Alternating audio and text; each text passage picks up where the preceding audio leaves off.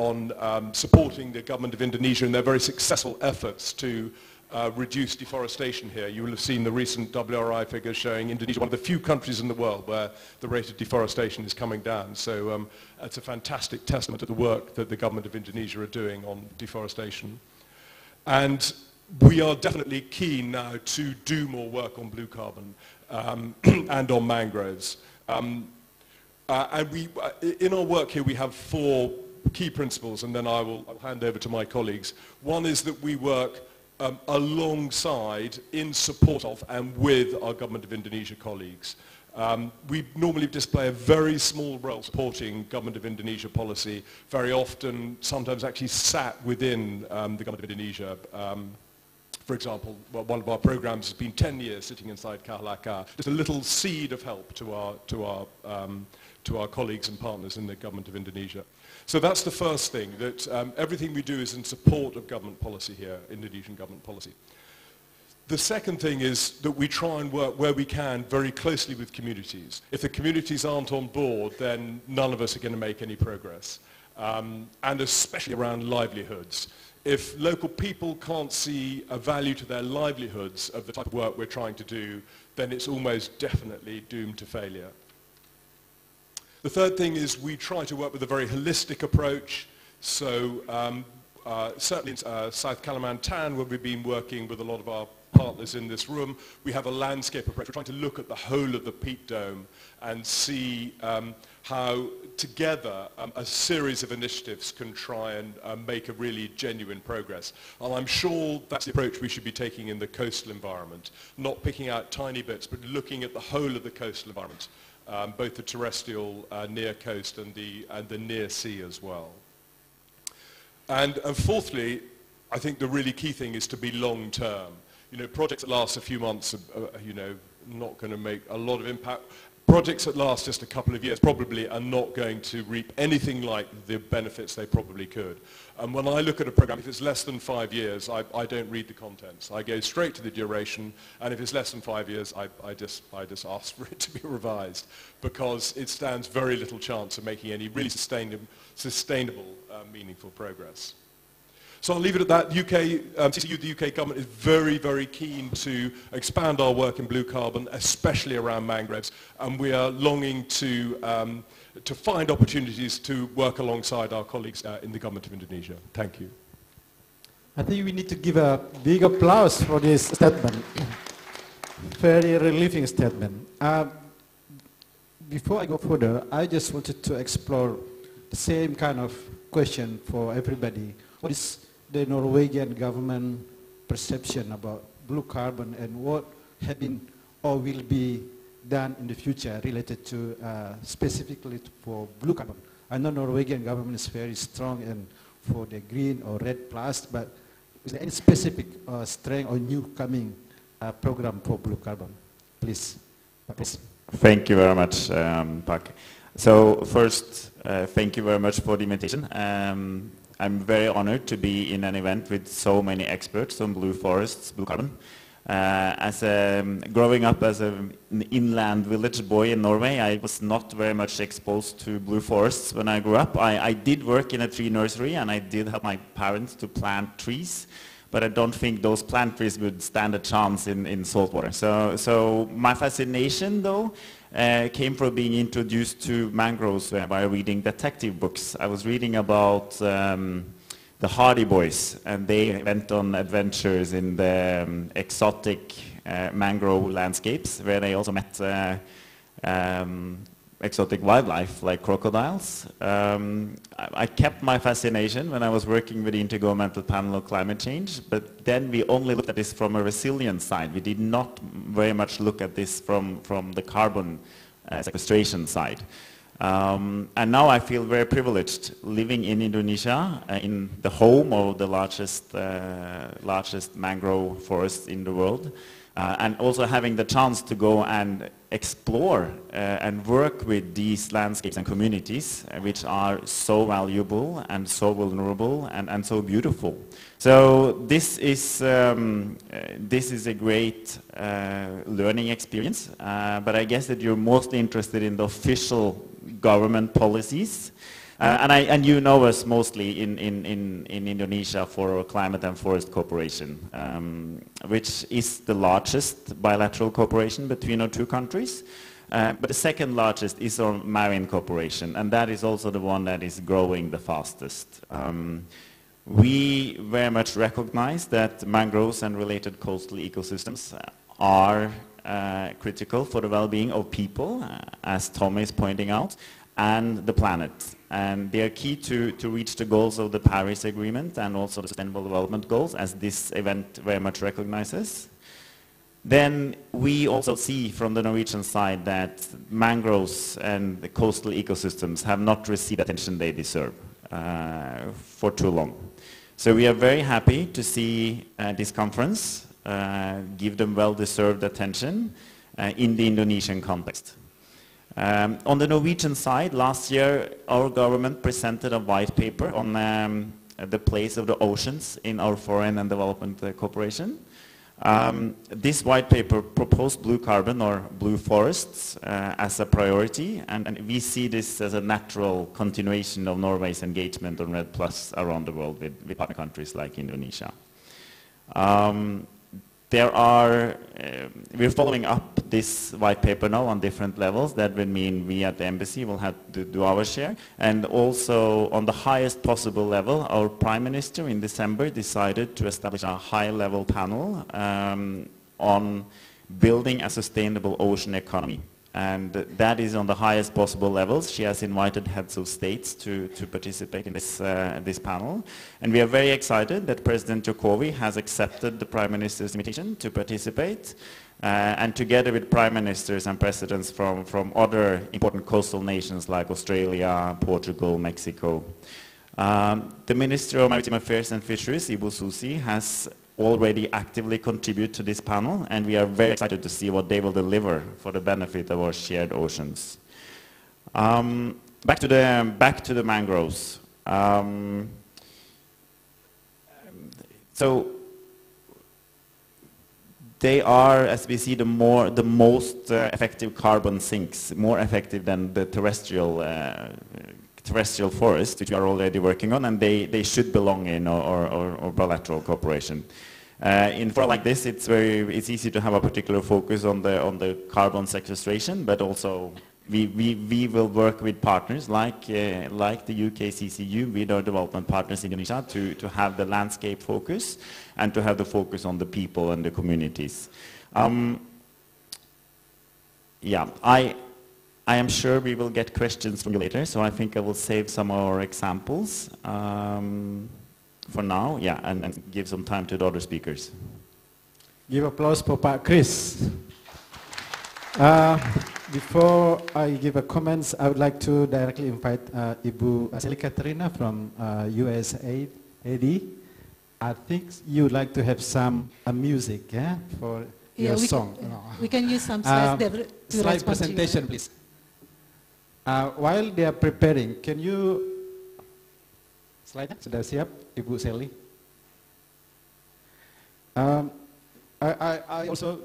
Okay, I think here we are. You can directly answer the same question: what the U.S. government perceive about the blue carbon, and what had been done in the past, and what will be in the future blue carbon kind of project or activity. Please, Ibu Sally. Thank you, Pak Jamal. So probably it's better to give a little bit overview about the USID. So we know where I sit under the USID Indonesia program. So with the government of Indonesia, we have what we call it 5-year strategic plan. So our 5 strategic plan is developed jointly with the government of Indonesia and other stakeholders. So that's through a lot of consultation process at the national and also local level. And then under the strategy, our marine and fisheries program fit under the Environment Office portfolio, and the Environment Office portfolio, actually in Indonesia we have 6 sectors, and I'm only representing one sector, the marine and fisheries portfolio. So out of the 6 sectors that we have under the Environment Office, there are 3 actually related sectors. the forestry program, I think our colleagues from the USID Lestari program already say something about their program. And then we have a climate change program. Actually, we also partner with the ICCTF on that one. And then we have the marine and fisheries portfolio that I would like to share in this afternoon session. So can I just stand up and then...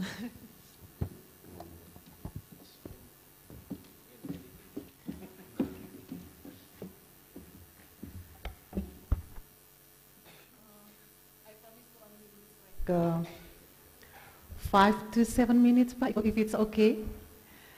So my title of the presentations is Protecting Indonesian Marine Biodiversity is critical in safeguarding Indonesia's future. Actually, not only safeguarding Indonesian future, but protecting Indonesian biodiversity is also very critical to our regional folks and also have the impact globally. And I'll explain later on. Next. So we have a big component marine biodiversity program. But when we design the program, we are not only focused on the protecting the biodiversity, but we also consider the climate change, the impact, and then the adaptation, and then we also try to balance between the utilization and also conservation efforts in Indonesia. So that's why we have a sustainable fisheries management component under our program. And then we also want to use the opportunity to expand the economic opportunity at the local for marine tourism. Of course, we would like to promote something that sustainable both for the ecosystem, for the people, and also for the business. So this is our approaches under the marine portfolio. Next. In order to achieve our program, because we want to integrate between marine and fisheries, in the past we have one single project that's dealing only on the marine conservation, and then the other project dealing on more fisheries. But under this current strategy, we try to integrate between these two components. So we work in the most biodiversity provinces in Indonesia. So this is the hotspot of the global hotspot of marine biodiversity in the world. So we work in the 3 provinces, North Maluku, Maluku, and also West Papua. These numbers are taken from our recent assistance working with national government and local government in developing the provincial marine spatial plans. So this is our targets under our project. So our ecosystem, our primary ecosystems are coral reefs, seagrass, and mangrove. As you see, the majority of the mangroves are located in West Papua, and then I'll take an example from our West Papua work. So in terms of the technical approaches, we use as much as terminology that the government Indonesia has right now. So we divided our technical approaches into 4 components. Marine protected areas, ecosystem approach to fisheries management, marine spatial plan, and also law enforcement. So that's the 4 technical approach that we have. Next. Next, please. So in the 3 provinces, because this is so huge, we cannot cover the whole provinces.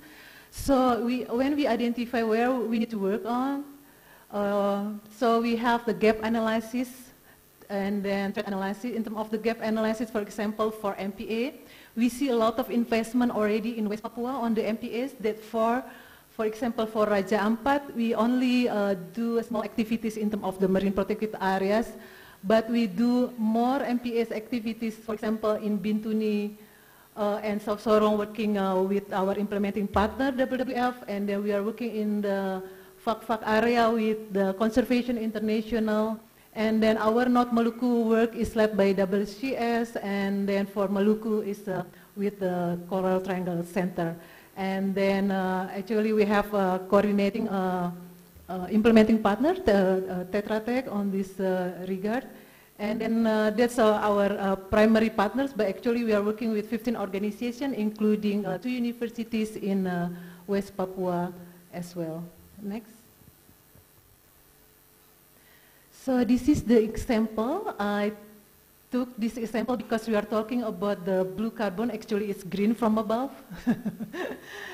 So this is our work that we try to establish mangrove-based conservation in Bintuni. Bintuni is located in West Papua. And then also, since we try to integrate between the management of the fisheries and also the conservations, so we work also on the fisheries aspect.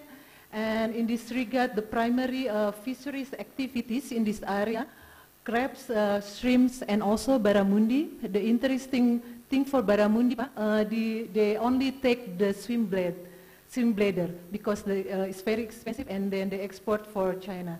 So mostly small-scale fisheries, small-scale fishermen, traditional tools. And in the past, actually, in this area, there were shrimp trawlers, but because it's banned in 2014, so many people shift from the industrialized fishing to more small scale. And it's also give opportunity for coastal community who lives in this area to have a better economic income. So we work also with the crab fisher, with the crab fisher in the middle. So there's the crab, mud crab, and then also this is the type of boats that the community use, very small scale. And then we just recently did assessment in this Bintuni Bay, and then we found about like 27 mangrove species, and then 5 associated mangrove species. But then we also found many charismatic marine animals like dolphins, crocodiles also. So it's a very interesting place, but we also aware that other developments are also happening in the Bintuni Bay, so we also need to work with the other sector as well. So actually in the Bintuni Bay, the Ministry of Environment and Forestry, they already started to protect some of the forest, the mangrove forest in that area.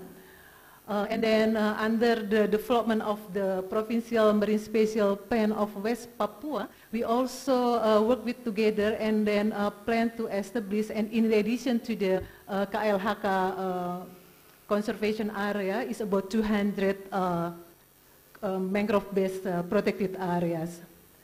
Next slide, please. So this is the Bintuni Bay. This is the profile of the Bintuni Bay. So this information is taken from our book that will be launched during Our Oceans Conference. Pak Hendra mentioned that one. So this is the information that available in our book. So there are 3 volumes and very informative, especially about where we work, what were our intervention, what our targets. So this is one example from our site in Bintuni Bay. And then we have the baseline for MPA because still no MPA right now, so the ranking is still 0. So we use the IKP 3K, it's probably you're familiar with. So we try also to track the progress or improvement of management of the MPA using this tool as well. Next. So in terms of the fisheries intervention based on the assessment, I think someone's mentioned about the consistency of the data collection, the standard, the analysis, and etc. So we work with the Ministry of Marine Affairs and Fisheries Center, specifically with the Fisheries Research Center. So we established together the database, so all the data are being stored in the Ministry of Marine Affairs and Fisheries, and we work together how to analyze this, and then later on when we have better time series data, we can come up with the harvest strategy of our specific species. So in the fisheries, we work on the stock assessment. IFIS, there's the database platform that the government of Indonesia has a new name, I forget, I think EBRPL.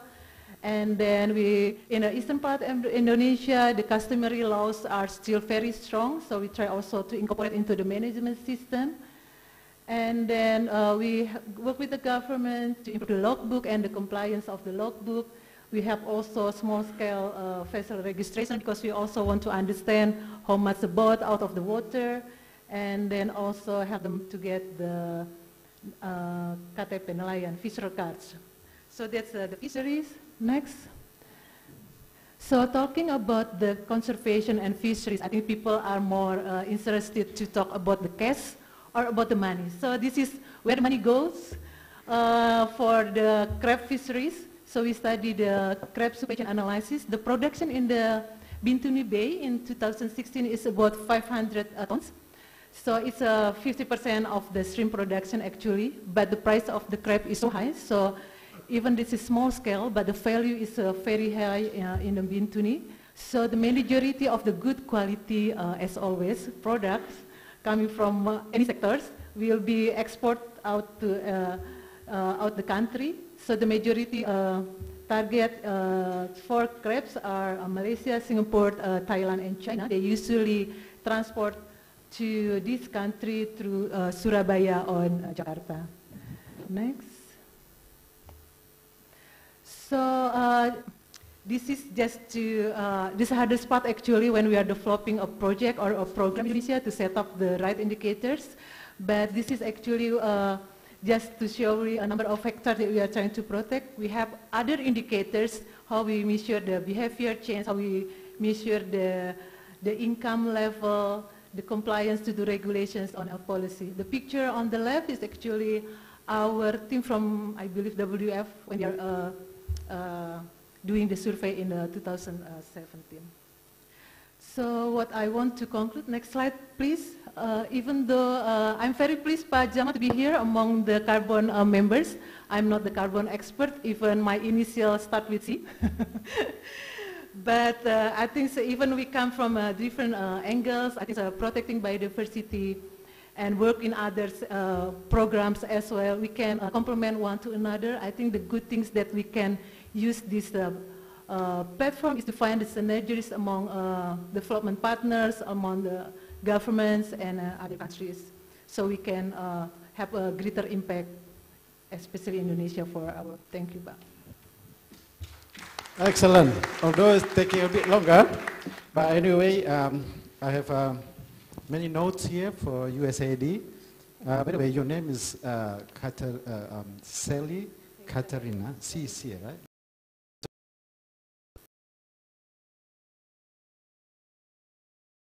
Let's move. This is like intermission in the afternoon. Pak Tony Wage, I would like to change my question.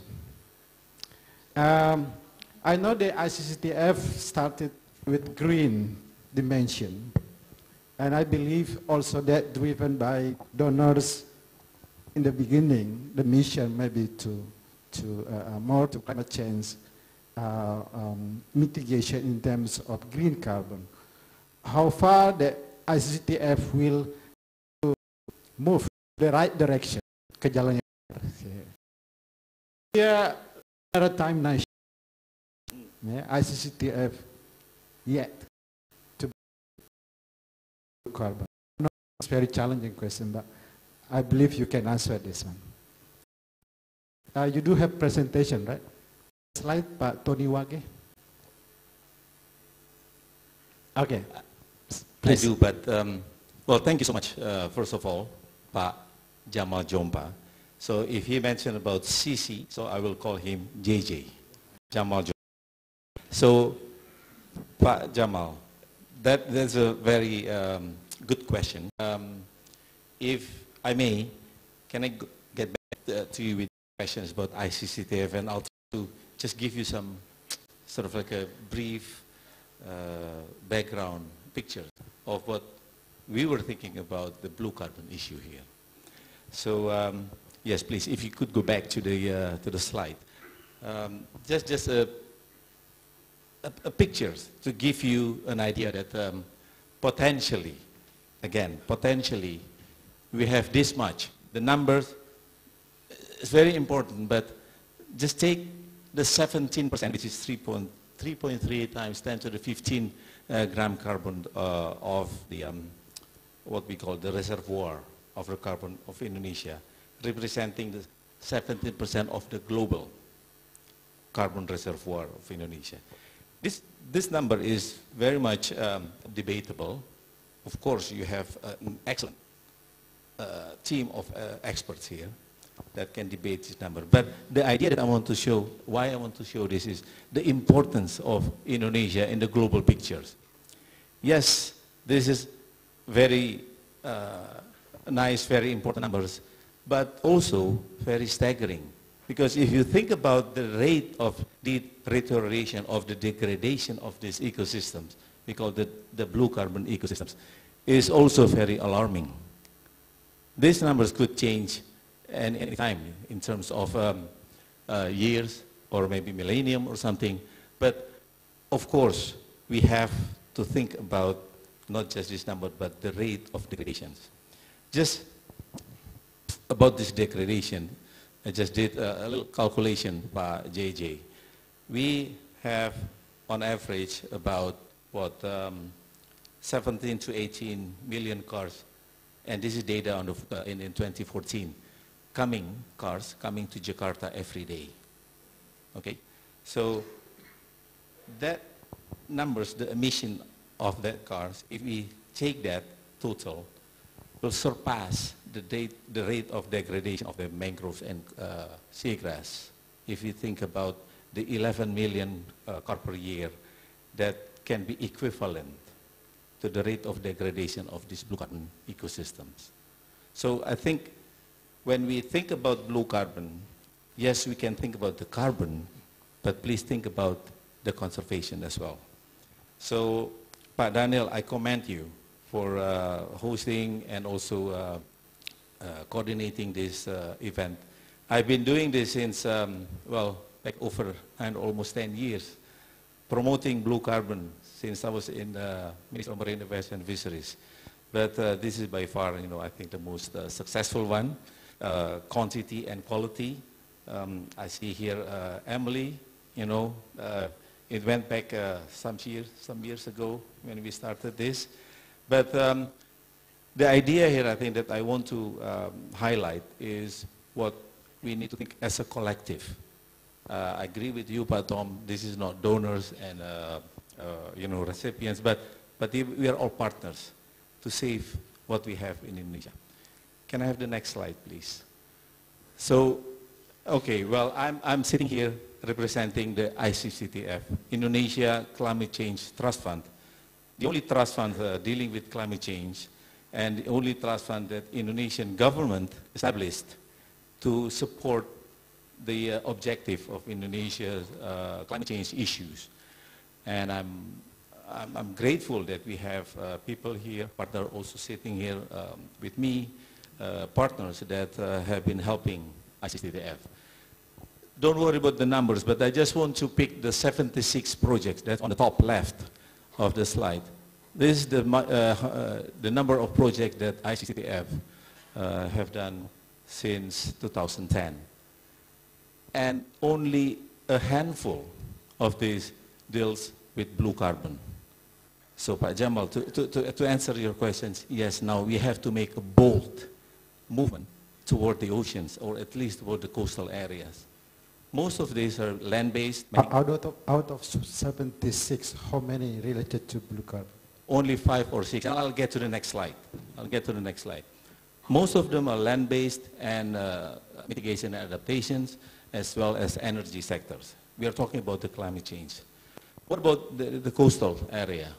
Like I said, you know, I just picked 4 or maybe 5 or 6 projects. One in Riau, Kalimantan, and one in Ertecu in Kalimantan, and also in Belitung. We are dealing with mangrove ecosystems, and thanks to our partners here sitting with me, Pak Tom, you have been very supportive in help ICCTF to bring the issues of conservation of the mangrove area, especially the coastal area, as well as grant that we received from the USAID. But the point here is that all of these projects are dealing with community livelihood, you know, ecotourism, conservation, replanting of the mangroves. And also we are thinking about livelihood of floating cage, such as in Kota Waringin Barat. So the idea that we have from ICTF is, yes, we have to do this conservation, but how is by through helping the communities that are living nearby the ecosystems itself. The rest of them are mainly terrestrial. This is our project of ICCTF. only a handful of projects are dealing with the coastal area and coastal communities. And we have to do more. We have to do more. We are planning on this couple of projects here in North Sulawesi and in Nusa Tenggara Barat as well. But again, community as well as trying to help with the livelihood and the policy. So I'll get there. So can I get the next slide, please? So this is part of the introductory part by JJ, that I just want to introduce to you the initiative that ICCTF has mandated. I need to reiterate that ICCTF is a government working unit established by Bappenas. And as a working unit in Bappenas, we are also mandated to help the government objectives. And with Bappenas now, ICCTF has been tasked to roll in the idea of what we call the Blue Carbon Strategy Framework. The Blue Carbon Strategy Framework is a policy initiative. So I'm trying to divert this with the scientific initiative because there are so many of them. A lot of people here in this room are doing the scientific aspects. You're doing a great job. But in terms of the policy, this is what we are also have to think, because from the discussion before, I'm hearing from the presenters that yes, you need the government initiative, you need the government support. And I hope this Blue Carbon Strategy Framework will become the initiative that can mainstream various initiatives. If you're talking Bappenas, then we have to deal with the RPJMN, the midterm development plan for 5 years, which then need to be translated into the next RKP, Rencana Kerja Pemerintah. This is the annual ones. And also, what we have to do is strengthening the collaboration between ministries. So at the beginning, through the mandate of Bappenas, ICCTF will help coordinating with the Coordinating Ministry of Maritime Affairs, Kemenkomar and Bappenas, working closely with the two closest sectoral ministries, namely Ministry of Environment and Forestry, KLHK, as well as Ministry of Marine Affairs and Fisheries. So, Pak JJ, this is just an initial idea that I just want to touch, because there are other people that talk about this also, but I'm open to talk about the IBCSF. So, again, thank you so much for having me here on the platform. I commend Pak Daniel for this. Looking forward to the discussion further. Thank you, Pak. Big applause for Pak Daniel. I feel relieved now to know the ICCTF moving to the right direction. Our last speaker for this session is Marcel Silvius. He's an Indonesian representative for a Global Green Growth Institute. Time is yours. Ada slide untuk Pak Marcel. Yeah, thank you very much. Because of the time, Pak Marcel, I didn't realize that we only have half an hour left for the discussion also. So it is up to your wisdom to manage your time, maybe not more than 10 minutes, please. I will take less than half an hour. All right, thank you. I promise. Siap, Pak, presentasi? Thank you very much. Yes, it's really a pleasure to be here. Although GGGI, I have to say, the Global Green Growth Institute is not a donor. Of course, Pat Tom also said the government of Indonesia, and we're trying to help where we can.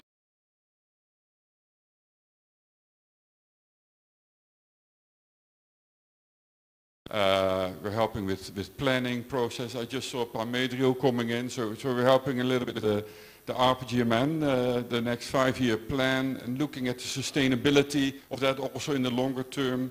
We're helping forest management unit establishment and business planning for them, for instance in East Kalimantan and Central Kalimantan.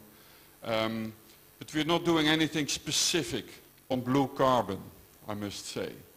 But I do hope that in the RPGM and blue carbon will get due recognition. And that's one of the things that we as a peer reviewer of the results will be looking for. Also in the East Kalimantan, our East Kalimantan work with TNC, WWF and other partners where we're strengthening the FMUs. We've also been working on the emission reduction project document for the FCPF of World Bank, where we hope to generate through better planning, business-based forest management and forest restoration.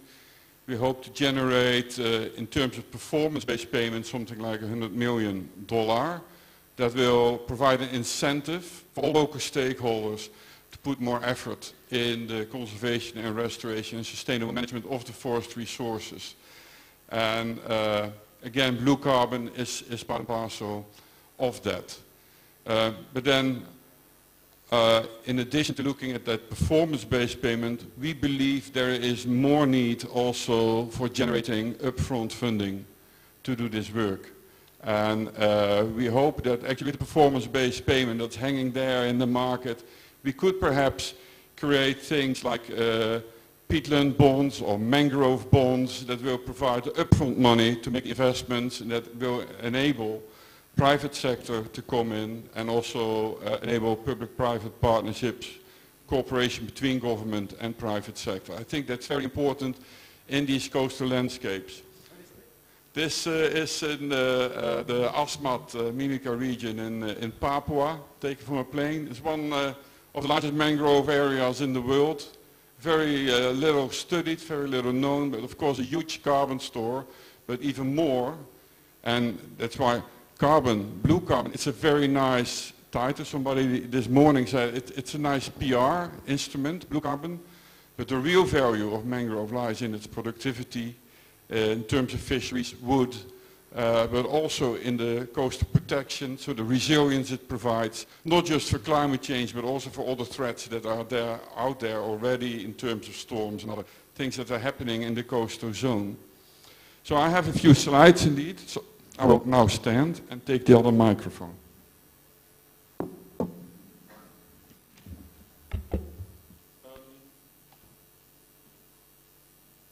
Yes.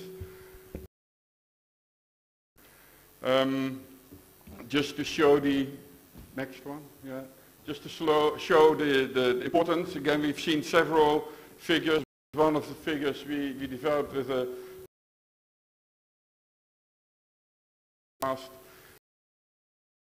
mangroves, the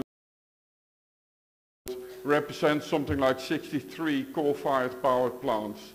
The degradation of the tidal marshes, 16 coal-fired power plants, and the seagrass degradation, 39 coal-fired power plants. So in total, these coastal areas represent almost 100 coal-fired power plants in the world. That's every year. Peatlands, of course, are the world's biggest carbon stores. They by far outweigh this, but you also have to recognize that a lot of the coastal ecosystems, including mangroves, are based on peatlands. And you can't separate these things. And one of the things that is happening in policy is that these things are separated. And that mangroves are just seen as a little stripe of land on a map and are not seen in the context of the landscape. One of the things that GGI is doing worldwide is indeed developing certain mangrove-oriented projects, but we don't call them like that. We call them coastal zone projects because we're looking at the entire coastal landscape. By just saying, we're going to protect this mangrove forest from logging or other adverse conversion impacts, that's not enough. You have to see also how the mangroves relate to the inland area, for instance. If you block off the fresh water flow into the mangroves, by for instance building a road or a dike, the mangrove will be killed. And you can have a nice greenbelt zone policy, but it's not going to help. So when you are planning coastal zone development or any development in the coastal zone, take account of your coastal ecosystems. Yeah. The next one, please. So I mentioned there's a lack of really effective regulations. There are a lot of regulations in Indonesia and also in other countries in the world, but they're not effective. Often people don't even know who owns the land or who governs the land. Is it the Ministry of Environment and Forestry, or is it the Ministry of Marine Affairs? Who? And then there's the local government that battles for these resources. Often you see illegal land acquisition, people just convert it and say, this is my land. And then they get a certification of that. So that's really interesting. So the alteration of the inland hydrology is a key impact. The groundwater extraction, we saw from Mr. Pahendra earlier today, the huge areas of coastal erosion on the north coast of Java. Why is this eroding so much? Right, it's the groundwater extraction from industry in the coastal area. The MAC is subsiding by 15 to 20 centimeters a year. It's not just Jakarta, also the MAC, that whole region. And the mangrove and the sediment accretion in these coastal areas don't keep up with that land subsidence. So you're losing your mangroves, you're losing your land. People are forcefully evacuated, not by government, but by the sea. They are being washed away, they have to migrate out. That really represents a huge cost to society, a social cost, environmental cost, and economic cost. But also when we buy tiger prawns on the market, most people don't know, these come from the intensively managed aquaculture ponds on the coast, which often have been developed, or for 90% I would say, developed at the cost of mangroves. So the public is not aware of how they actually relate to the coastal areas and how their purchasing power is actually impacting that. Next one, please. So, yeah, it comes at a high cost, loss of livelihoods, land erosion, high cost of mitigation measures in terms of dikes, loss of biodiversity, reduced resilience of coastal communities. So there's really a need for enhanced governance in these areas. Next one. Limited awareness. So policy and regulations need to start to be developed in such a way that they support the production systems that can be developed in conjunction with mangrove restoration and conservation.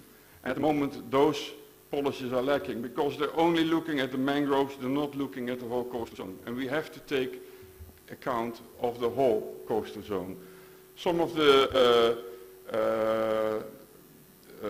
activities and international activities such as the Agriculture Stewardship Council and the Marine Stewardship Council actually provide very good frameworks for such policy development. And I would encourage everyone to look at their criteria and principles. Next one, please. So coming to finance then, why are all these destructions happening? Why is the conversion happening? Well, the banks that are providing a lot of the finance to the private sector in the coastal region generally don't have very much of an idea of what's happening there. They don't have the awareness or the knowledge on coastal management, on the sustainability management. They try perhaps to be in compliance with social and environmental safeguards. They have very little expertise and definitely not focused on the coastal zone. As a result, it's very difficult, very easy to secure funding for unsustainable developments in the coastal zone, but very difficult to get funding for the much more risky, perhaps in the beginning, and more difficult and smaller scale green growth development requirement or possibilities in that zone. So there's a need to redirect that financing. Okay, next one please. Our niche as GGI is just that we originate projects, we design them, we structure projects and the finance instruments behind environmental social safeguards and ensure there's a focus also on inclusive development. So that a lot of the attention will be based on the communities and not just on the larger companies. Next one please. Next one, we'll move on a little bit quicker. Next one.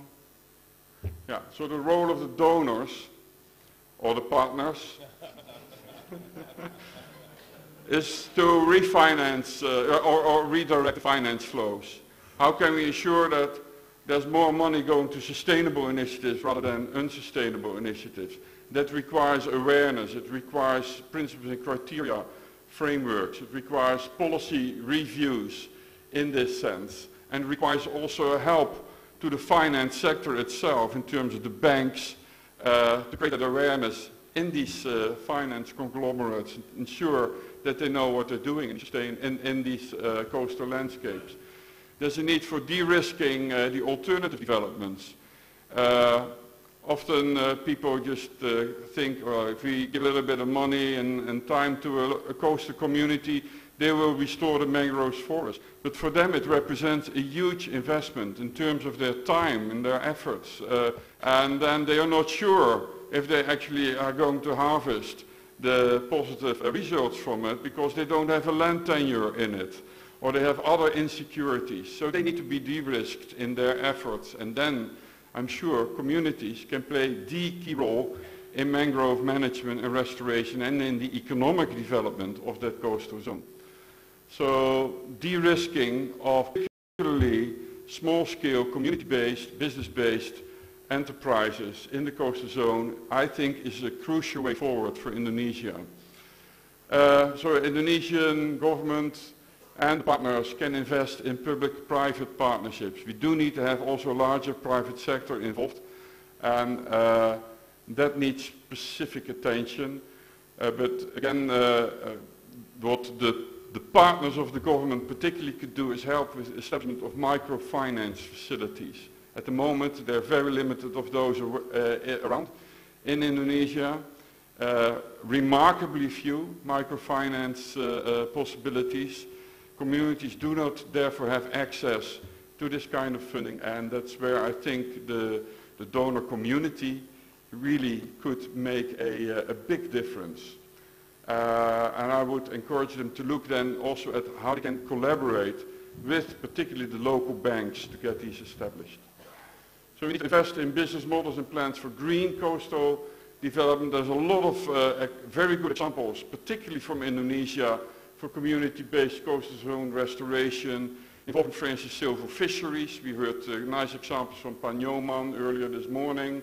I think there needs to be specific attention in Indonesia to supporting industry to take on and adopt the principles and criteria of the Marine and Aquaculture Stewardship Councils.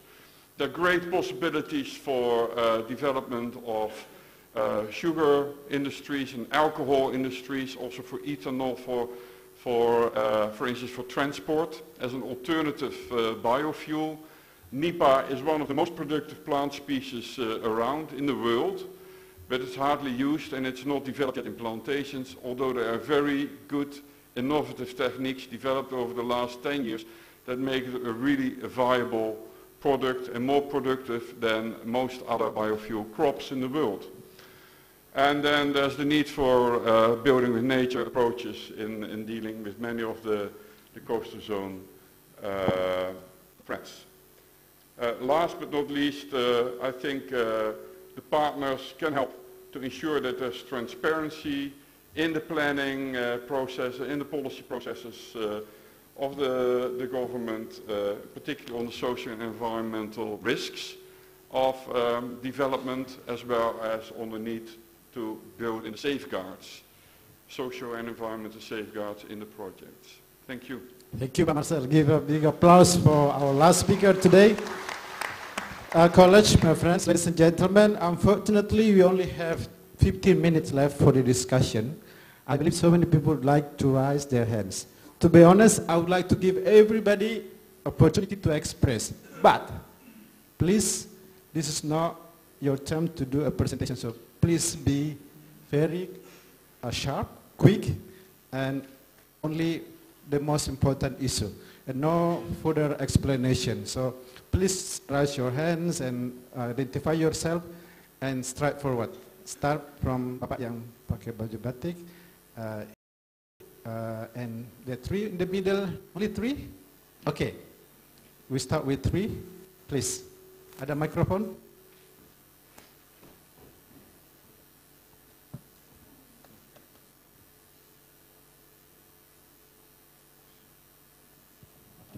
Thank you. The third question is, what is the future of the LOI, of this bilateral agreement?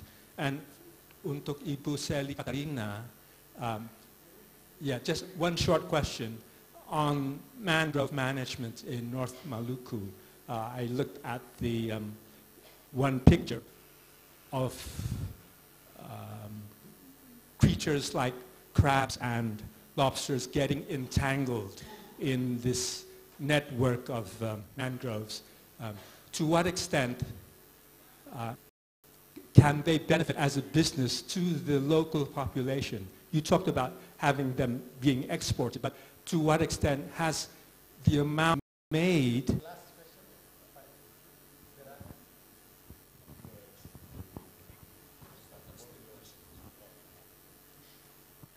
Hello, my name is Mul Tantra. I'm from Green Forest, based in Singapore, but we actually help manage the largest mangrove concession in the world, actually located in West Papua, Indonesia, in Bintuni Bay. And that has been going on for 30 years. It's 30 years anniversary. So before USAID went there, we were already there. Right. So the questions really is related to any kind of donor help for sustainable use of the resources, which I have not seen before. Whether that is something to think about because it allows a sustainable impact for maintaining the mangrove forest for many, many, many, many years to come.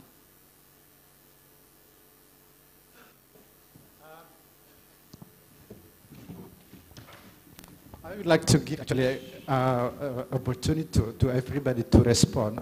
Some of the direct question, but some of them indirect question. I would like to also consider this as a closing statement.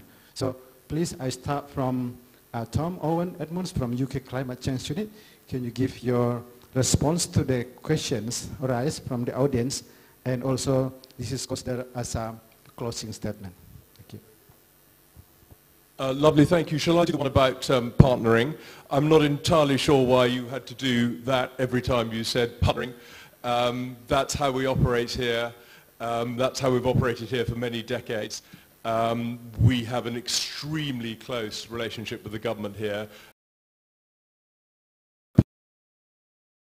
Level of partnering here. So maybe we can talk outside, but I'm a bit surprised to see that hand signal used throughout your question. In terms of why is nothing being done on blue mangrove, I might hand that over to Ibu Sisi when she has her chance, because there's a lot going on. I'm aware of a really excellent USA program called the Starry, who are doing incredible work down in the Mimika mangroves and have been for a long time. I believe they're the tallest mangroves in the world, an incredible extent of mangroves, and they've been working there for a long time. I believe the USAID program are also doing a lot of work on blue carbon, so there is a lot of work going on by many people in this room already on blue carbon. I can say that we as UK are not doing very much at the moment on blue carbon, and we would definitely like to do more. So that's an answer to your question. In terms of a closing statement, all I would say is that I think good things can happen quickly. Over this 2 days, we will have a lot of problems laid out to us, a lot of obstacles. Actually, when you look at when a country like Indonesia decides to focus on something, they can get very, very positive results very quickly. I look at illegal timber exports, which are now pretty well down to nothing. First country in the world to qualify for due diligence-free exports to the European Union. An incredible example to the world. I talked about the deforestation rate. We talked about fires going down. Indonesia can, and I'm sure will, do something very profound on blue carbon, and this is a fantastically welcome step along that path. Thank you.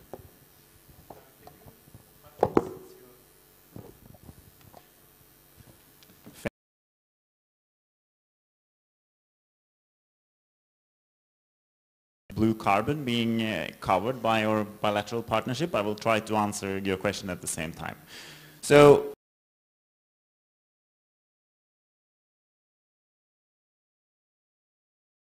the commitments on the international level towards the UNFCCC, including the nationally determined contribution, and on the tools that are developed by the Indonesian government. So, I have to say that we are at a very exciting time of this partnership. So Minister Siti Nurbaya has been a driving force to transform the forest sector in this country to reduce the emissions. She has expressed that she thinks we will soon enter the resource-based payment. We have unofficial indications, numbers on forest cover in Indonesia that if they can be verified, they could potentially trigger very large payments under our bilateral partnership. Just to answer your question about the spending, so when the agreement was signed, it was an agreement that 20% of those up to 20% of those $1 billion could be spent upfront before we reach the resource-based payment cycle. So we have spent around 15% of the total, so $150 million on the direct bilateral partnership. In addition to that, there are programs like the Global Green Growth in Indonesia program, like the Green Fund, which is targeting Indonesia, like all our civil society partnerships that are funded by NICFI and Operative in Indonesia, they don't count. So we can at least double that amount for what our investments have been in Indonesia so far. And those numbers will increase significantly as soon as we have the verified emission reductions, as soon as the funding instrument is in place, and as soon as the safeguards instruments are in place. So we are very hopeful that we very soon will reach the third phase of the partnership, where the large payments will flow into the Indonesian forest and forest protection work. Then to go to the mangroves, so or blue forest and blue carbon. Blue carbon is to some extent already included in our partnership. The Indonesian FREL, which we of course also build upon, and the MRV system is estimating emissions and uptake in mangroves above the ground. So carbon stored below the ground is not included yet. That would of course trigger enormous payments if that could be included. And we are open to looking into that, certainly. But that requires a lot of work on the Indonesian side, and I think in our partnership it has been agreed to focus now mostly on the peatlands in the first part, and then medium term also look into how we can include more of the blue carbon. Yeah. And then in the meantime, I think I just want to commend some of the provinces, and maybe East Kalimantan to start with, because they are taking this work further. When they are developing their Forest Carbon Partnership Facility program, they are working hard on mangroves as well, which could potentially, if they are able to reduce the uncertainty in the uptake on carbon in the mangroves, they can of course also trigger larger payments. So this is an incentive for the province and for the national government as well. I'm very happy to see that East Kalimantan is working so closely with the ministry on this, because this can hopefully serve as a pilot for when we are taking the partnership into the next stage. So then finally, what is the future of the letter of intent? That is not up to me to say. That is up to the politicians, I think, to decide upon. But we have a hope that we can do as we did in Brazil, where the first $1 billion was transferred into the Amazon Fund, where the funds were invested in reducing the deforestation and the emissions further. And then our parliament provided additional funds, so that we are now in the second phase of that partnership. And that is of course our hope here at the embassy as well for the future cooperation. Thank you. Okay, I'll continue. I think there are two questions that are related. So I tried to address the first one. It's on the economic value of the fisheries in North Turku. Pak Wari, if I'm not mistaken. Actually, the pictures are taken from West Papua in Bintuni Bay. But in terms of the exact value, I don't have exactly the numbers, but I can just give you an overview so you can get an estimate. So this is very, let's say, like a populated area. It's only our target project sites. Only about 1,200 people live there. And their main target fisheries are shrimps, crabs, swim bladder from the barramundi or snappers, and also the flying fish eggs. All our commodities are very expensive. And we already did a survey and study, so we can share further with you if you are interested to know how much money that the local community get from these fisheries. And then, of course, we can also see through the supply chain who will get the most benefits, yeah, in terms of the margins that they get from this seafood product trading, yeah. So that's in terms of the value. And then, as I mentioned that we are soon to publish our State of the Sea report, and then we have information data from our project sites. It will be available in October during our Oceans Conference. And then we do also publish scientific report if you want to learn more about the fisheries in our target areas. And then I think in terms of the donor working on the promoting sustainable use of the natural resources, probably I give an example from the forestry arena. This is from our work together with the Nature Conservancy. I think TNC Pa Rizal already explained in the morning. And then to promote sustainable use and then come up with the better policy, we need a good data. So right now we are quite confident for example, for our work with the TNC on the snapper and grouper, because we've been collecting the data for the last 3 years right now. And then we cover quite a huge areas of Indonesia, probably can be representing around 30 up to 60% right now in terms of the snapper fisheries in Indonesia. And then what we use then, the data can then tell both the regulator, the government, and also the private sector part, because from the data that are being collected right now, we analyze the data to see whether the fish health is still, fish stock is still healthy or not, whether they are catching small fish, juvenile fish, big fish, which one they should actually catch from the water. So we can work both with the regulator, with the government, and also with the private sector along the supply chain that we are working with.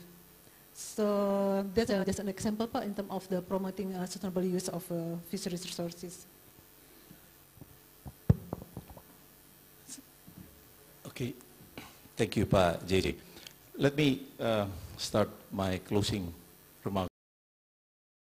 Back about 10 years ago, then the Minister of Marine Affairs and Fisheries, Pa Fadel, just came about in the as a sexy term, and he asked how much carbon that Indonesia has, and because in his mind, with that amount, we can start, doing this carbon market, go into the market and then start selling our carbon from the mangroves and the seagrasses. Back then, I didn't know. I wish I had known, I don't know now. I have to ask Pa Daniel again. But from what I've learned from this expert, we have some ideas like how much. But again, the idea of talking about blue carbon in terms of carbon market, I think we have to put that, as a second or third priority. Number one issue for us is, I think, the conservation. How we can stop, eliminate the rate of declining of these ecosystems. That's number one. We are still bragging with our, coverage of mangroves, seagrass in Indonesia, but we have to admit that, we also are not doing good job in protecting them. So from the point of view of the partners, not the donors, but number one issue, and this is actually answering some of the questions Emily and the gentleman over there, is about the sustainability and the obstacles, is we have to look at as an integrative, comprehensive issues. When we talk about blue carbon, we cannot just talk about mangroves. We have to think about the seagrasses. In Indonesia, let me ask the scientists who are here, do you know exactly how much seagrass that are still left in Indonesia? I got, you know, I asked 10 people, I got 10 different answers. We can easily, relatively speaking, estimate how big the mangrove coverage. That's what we can see. If you go to Maluku, where Ibu Seli's project is, you know, with the small trawlers, you know, they can just wipe out this entire seagrasses ecosystem. One indicator, I've been working in Maluku for decades. Now we don't see any dugong, so less and less. Dugong is one indicator, species indicator where you have seagrasses. Now the dugongs are gone.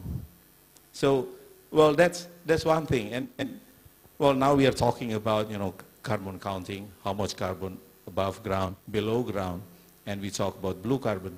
Yes, we have to do it comprehensively, but also when we do the scientific, yes, you have this advancement of the scientific information, the data, but for Indonesia, I think the regulation, the policy must also be advanced in terms of bringing all these players, not just the private sectors, of course, we have to bring them on, but also working together within the country, but also bilaterals or multilaterally with other people. This is for me, as we sit here, Pak Tom, Pak Chris, Pak Sil, so we think, or I think the most important one is to have these two prongs, you know, the scientific issues. We heard from Hendra about, you know, how Indonesia is campaigning outside, you know, at the COP meetings, where we have, you know, all the potentials, but also inside, within Indonesia government, we have to do that. So we must take this as a comprehensive issues. When we deal with this ecosystem, we cannot left out the people who live there. Because we cannot just say, well, guys, you cannot cut the mangrove trees or destroy the seagrass, but for what alternative? So I think this is more of the activities that I've been hearing from Ibu Seli to help the community for their livelihood. And with that, you can see, like, you know, how much resources have been allocated to help the communities for conservation. But this is where I think we need to, again, think about the community. But, of course, as a government, the public, and also the ecosystem, we have to put them together. I'm glad that Pak Marcel, you mentioned Pak Medil, he's here. Bappenas has been putting this low carbon development initiative. So I think well, I know this is intersectoral issue, but if we talk about the development and intersectoral issues, we need to put them together, and well, he'll be talking in the next session. So I'll invite people to come and listen to Pak Medil's talk. So with that, Pak JJ, thank you very much for this opportunity. Yeah, I try to be shorter now. Blue carbon, again, it's a very nice kind of name, blue carbon. But don't think about it as just carbon. I think the key value in the coastal ecosystems is in their huge productivity. They are the most productive ecosystem in the world, and therefore they need to be cherished. And so it's for the livelihoods of the local communities, it's the fisheries, it's the wood production, it's the resilience that they create for the coastal landscapes. That's where the real value lies. And carbon can be used maybe as one little element in it. Maybe it can be easily quantified and can be discussed therefore as a means to say, okay, how much is this worth in terms of dollars? The real value lies in the social and the socio-economic value for the local communities. I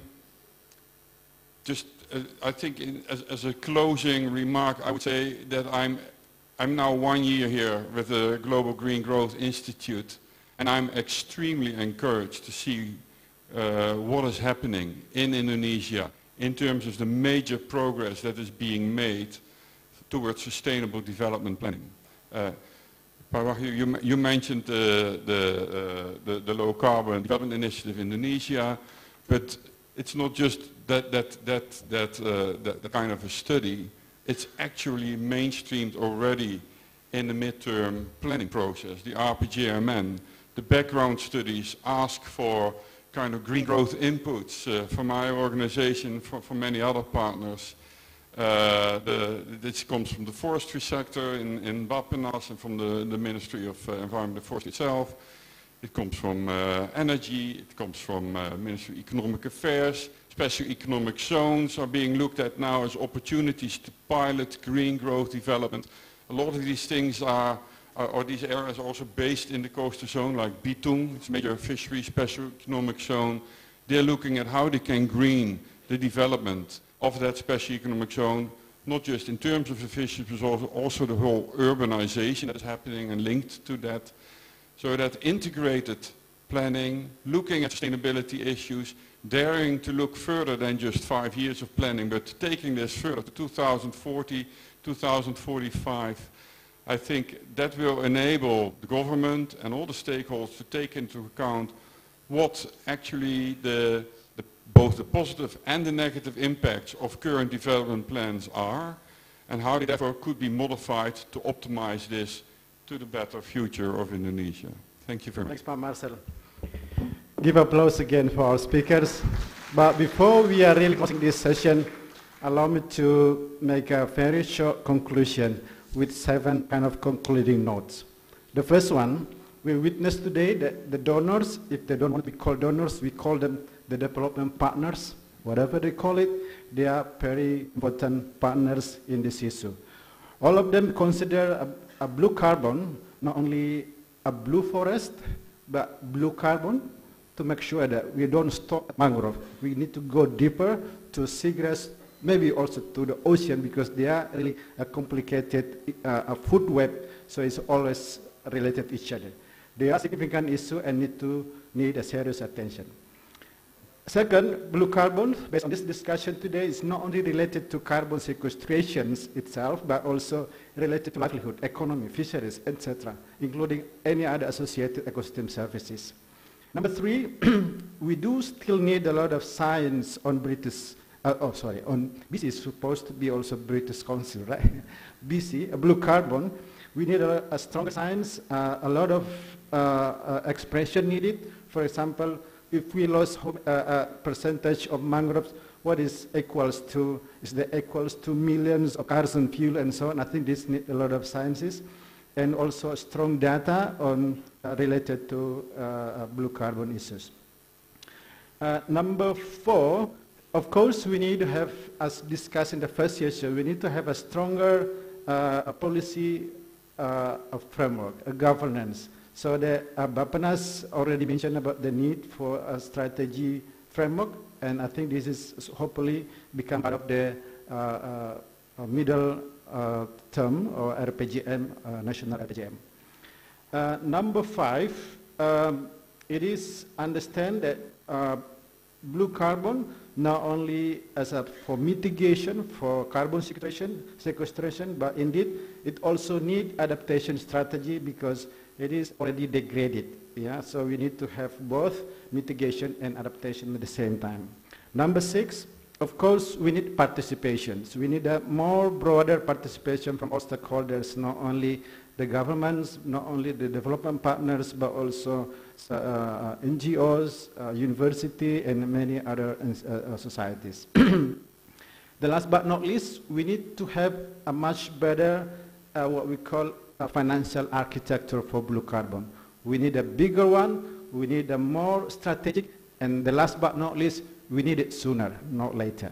Thank you, and this is the end of our session today. Give applause, and thank you for your participation. Saya kembalikan ke pembawa acara.